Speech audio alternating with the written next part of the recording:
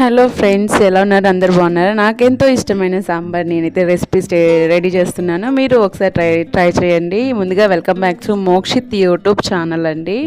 So నేనైతే కావాల్సిన ingredients cut చేసి పెట్టుకున్నాను. అలాగే ఒకవైపు పప్పు కూడా ఉడకబెట్టి ఉన్నాను. వీటి వైపు వచ్చేసేసి నేను ఒక కడాయిలో ఆయిల్ పోసుకొని ఆయిల్లో ఆవాలు వేసేసాను.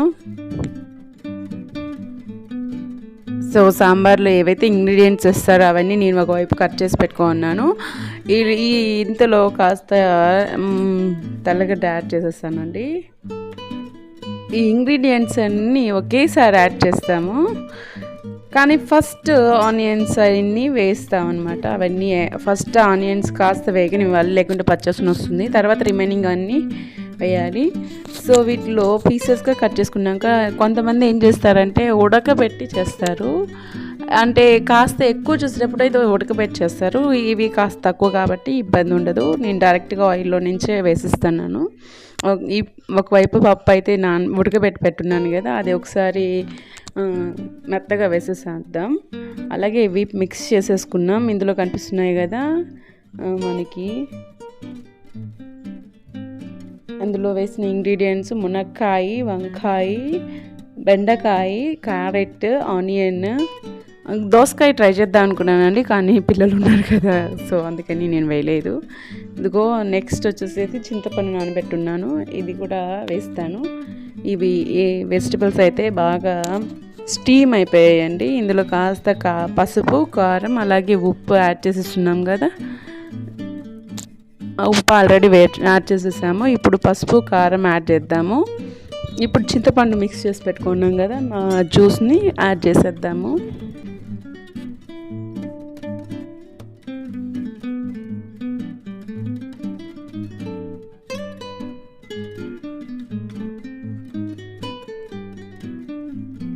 చూడండి, ఇలా ఎక్కువసేపు మనం మిక్స్ చేస్తుంటే జ్యూస్ ఎక్కువగా వస్తుందండి. అంటే ఆ రసం అనేది చింతపండు రసం అంటే ఎక్కువగా వస్తుంది. వాటిని యాడ్ చేసుకున్నాము. ఈ లోపల కందిపప్పును మెత్తగా వేసేసుకుందాము.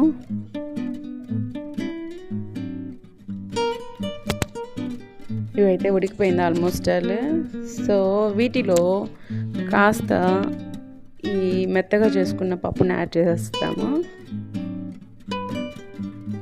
సో నాకు తెలిసినంతవరకు ఆల్మోస్ట్ అలా అయిపోయినట్టే, ఎమ్మీ టేస్టీ సాంబార్ అయిపోయినట్టే.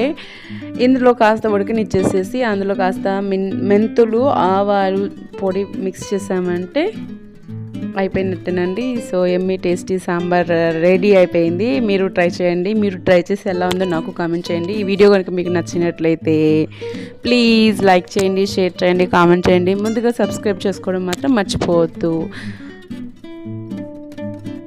కాస్త ఆ పొడిని మిక్స్ చేసేస్తున్నాం.